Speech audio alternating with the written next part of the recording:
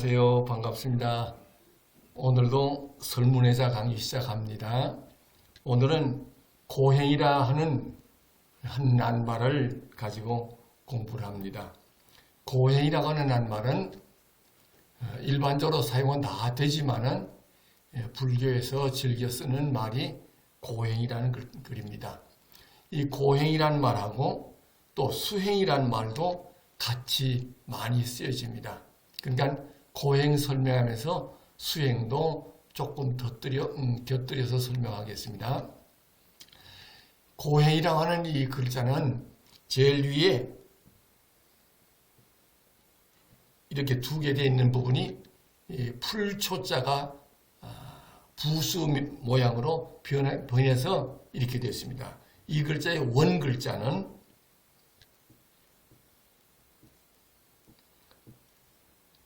이렇게 생긴 것이 원 불초자입니다.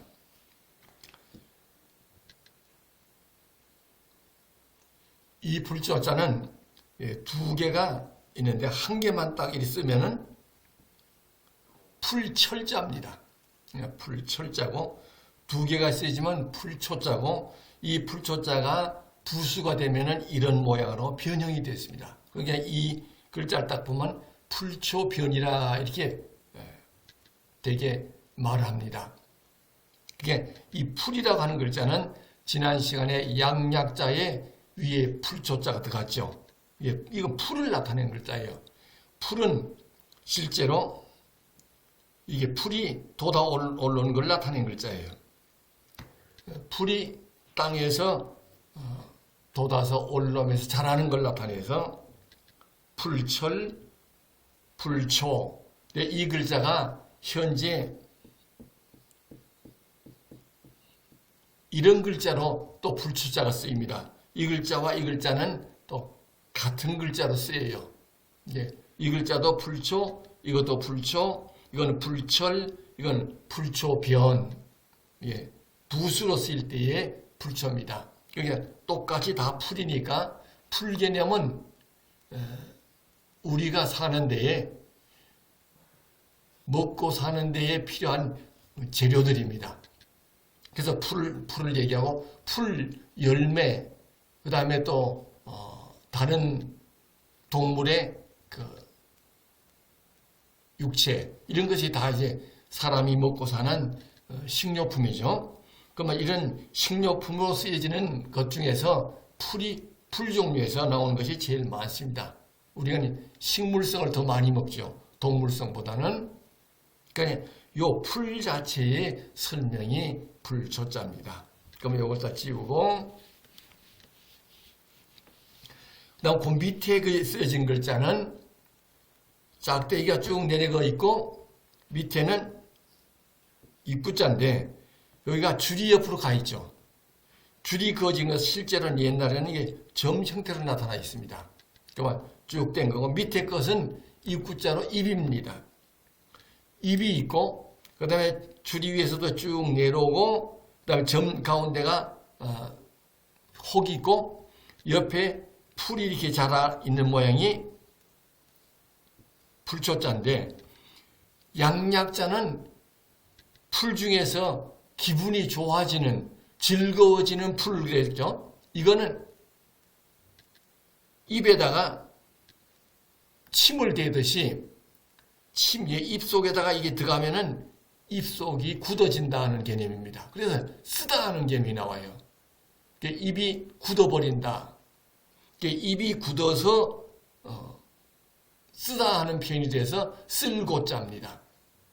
쓰다 하는 개념하고 그냥 양약자는 기뻐지는 풀이라 그래서 약이 되고 이것은 입을 굳어버리게 하는 풀이라 그래서 쓸고자입니다. 쓰다 하는 개념이 나와요. 이 쓰다 하는 개념이 바로 이 쓸고자입니다. 그럼 요 불초자에 대한 공부를 조금 더 할게요. 이렇게 두 개를 쓰면은 불초자라는데 요것을 조금 이해를 해 두셔야 돼요. 혹시 이렇게 돼서 옆으로 이렇게 한 글자가 있어요. 옆으로 이렇게 가면은 좌자가 됩니다.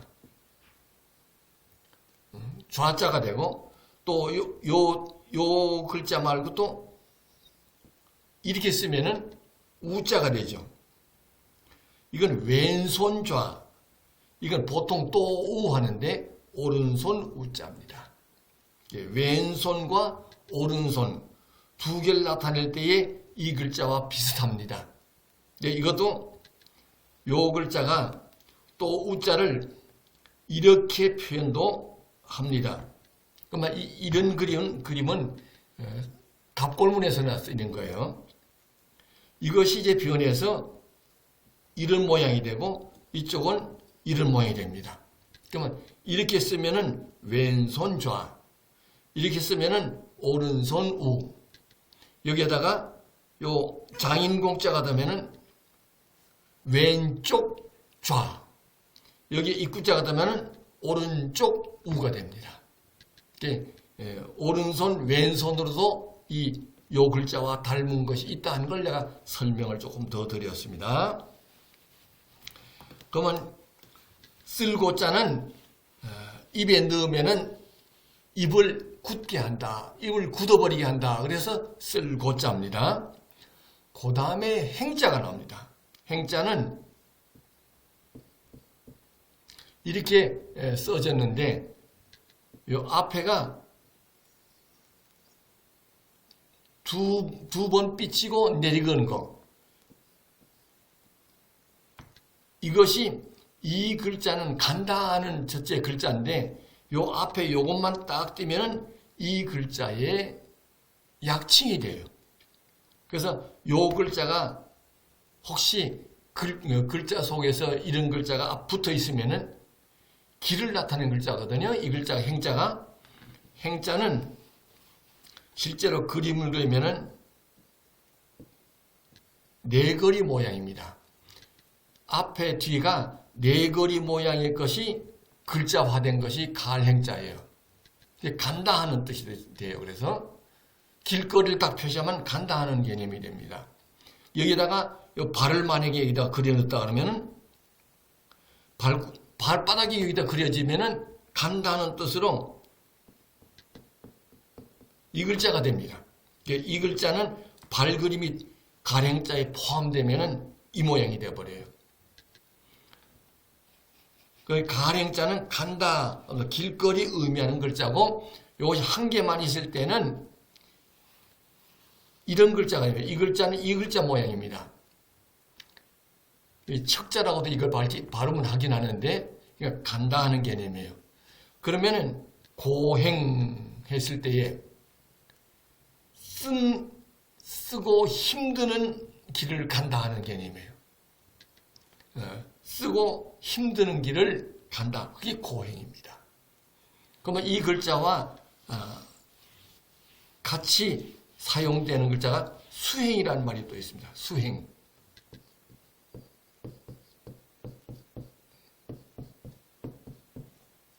이 수행이라는 말도 고행과 비슷합니다. 이 숫자는 특별히 설명을 좀 하지 않습니다. 요거는 요 위에 점이 가운데 그어진 부분이 물숫자가 약칭이 되어 있어요. 약칭인데 약형으로 들어가서 등어리에 물을 뿌리고 사람의 등어리에 물을 뿌리고 손으로 문질러서 닦아주는, 그래서 닦을 숫자거든요. 닦을 숫자하고 갈행자 쓰면은 닦아주는 길이다.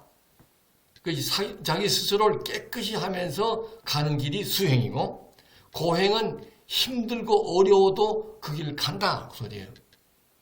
그럼 어떨 때에 힘들어도 갈까요? 그쪽으로 가면은 잘 된다, 좋다, 뭔가 희망이 있다 그럴 때 힘들어도 가는 거죠. 그게 고행이에요. 희망을 잃어버리면 고행을 안 해요. 수행도 마찬가지입니다. 그러니까 자기를 깎고 닦고 쓸어내면서 가는 것이 수행이에요. 그러면 수행과 고행은 둘 다 자기 자신을 다듬는 거예요. 고행은 힘든 과정을 참고 견디면서 가면서 자기를 다듬는 거고, 수행은 자기의 잘못을 깎아내고 쓸어내고 닦아내면서 가는 것이 수행입니다. 수행과 고행은 거의 같은 의미로 쓰여집니다. 그 사람이 세상을 살면서 성공 확률이 10%가 안 됩니다. 10%의 확률로 성공률이 나타나는 거 아니에요. 실패는 아마 1%나 한 3%, 100번에 한 번 내지 3번 정도, 5번 정도 아마 성공률이 나올 거예요. 실패율이 훨씬 더 많습니다. 그러니까 실패율을 보는 사람은 성공률이 떨어져 버리고 성공을 보는 사람은 힘든 걸 잘 이겨내는 거예요. 그게 고행이 되는 거예요. 그리고 자기를 다듬어 나가요. 다듬어 나가서 성공률이 높아지는 거죠. 그러면 세상을 사는데 힘들지 않은 곳이 어디 있어요? 다 힘들죠. 먹고 산다는 자체가 힘드는 거예요. 그걸 힘들게 여기면 한도 없이 힘들어지고 그걸 좀 쉽게 보면은 쉽게 가는 거예요. 그게 보통들 마음먹게 달렸다는 말이 거기서 나오는 소리인데 실제로 마음먹게 달린 건 아니지만은 희망 쪽을 보는 사람은 가능성이 높고 어려운 것을 보고 있는 사람은 그만큼 실패율이 높아집니다. 그러면 사람이 사는데 자기 고의적으로라도 희망 쪽을 보는 사람을 세상은 필요로 합니다. 사람이 젊어서 점점 나이가 들어서 어른이 되고 어른이 노인이 되고 하는 이 과정을 이걸 고행으로 보면은 산다는 자체를 어렵게 봐버리면은 사는 게 괴로워지는 거예요. 이것이 나로 하여금 좋은 길 가게 한다 이렇게 보면은 어려운 길도 쉽게 견디며 갑니다. 공부하는 것도 그래요. 공부가 싫다 하는 사람은요 잘할 수가 없어요. 자꾸만 싫은 게 눈앞에 보이니까 자꾸 실패가 더 가까이 다가오죠. 성공률이 있는 사람은 이 공부를 통해서 재미를 느꼈다든지 이걸 통해서 뭔가 보람을 느꼈다든지 이걸 통해서 가능성을 보는 사람은 공부를 재밌게 여기고 즐겁게 여겨서 성공률이 높아지는 거예요. 그러면 이런 것이 생기는 근본 원인이 뭐냐 물어보면 정답은 없어요. 정답이 없습니다. 누구든지 세상 산 데는 힘들지만은 힘든 걸 극복해 나가며 사는 사람은 성공하며 살고 거기서 못 살겠다고 아우성 치는 사람은 날마다 사는 게 괴롭고 실패의 연속이 되어버립니다. 우리 들으시는 우리 수강생 여러분은요 세상 살기 아무리 힘들어도 그래도 가능성을 보는 눈을 자꾸 연습하셔야 돼. 희망을 보셔야 되고 한문이라는 건 글자 자체가 좀 복잡해서 어렵다고 여기는 사람들이 많아요. 어렵게 여기면은 한문 공부는 어려워집니다. 재밌게 여기면은 이 한자들은 글자 하나하나가 이야기가 들어있어서 재미있어요. 이 그림이니까 하나 이야기니까 그림과 이야기를 이게 덧들여 있는 것이 한자입니다. 한자는 원래 상형 글자라 해서 글자 하나하나 하기다 그림을 축소한 것이거든요. 그림을 그림화 만드는 거예요. 우리말은 소리 글이기 때문에 글자에는 의미가 없습니다. 한데 뭉쳐져야 뜻을 나타내요. 뜻을 뭉쳐서 내는 소리 글은 시대가 변함에 따라 자꾸 변해요. 사람이 나는 안 변했다 그러지만은 내가 변했어요.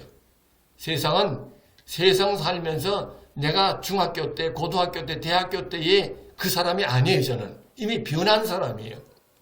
그때는 그 사람이었어요. 지금은 난 노인이에요. 이것처럼 세상은 변하는 거예요. 글자도 지금 상형 글자는 2000년, 3000년이 돼도 글자의 그림은 그대로 남아 있어서 사서삼경의 옛날 글도 그림으로 보면은 그때 것을 이해할 수가 있고 글자로 보면은 글자는 자꾸 변하기 때문에 상징 소리글은 자꾸 변하기 때문에 옛날 글을 읽으면 이해가 안 됩니다. 우리 한글 세종대왕이 만들었던 세종대왕이 처음 훈민정음 만드는 글을 한번 보세요. 그 글 자체가 지금 글자는 너무 달라서 세종대왕이 훈민정음 만들어 발표했던 그 글자는 지금 읽기도 어렵습니다. 변했어요, 그것도. 아마 조선시대의 글들도 보면은 한글이 없던 시대에 한자로 쓴 걸 한글화 시켰기 때문에 많이 변했어요. 그럼 우리는 그걸 잘 구분 못해요. 우리는 지금 살면서 지금 내가 앞을 보고 사느냐 뒤를 보고 사느냐, 한을 품고 사는 사람은 한이 내 앞을 가려서 미래가 잘 안 보여요. 우리는 과거는 기억하지만은 미래의 아름다움을 보고 사는 사람이 성공할 수 있습니다. 승리하는 삶이 이루어지기를 바랍니다. 수고 많으셨습니다.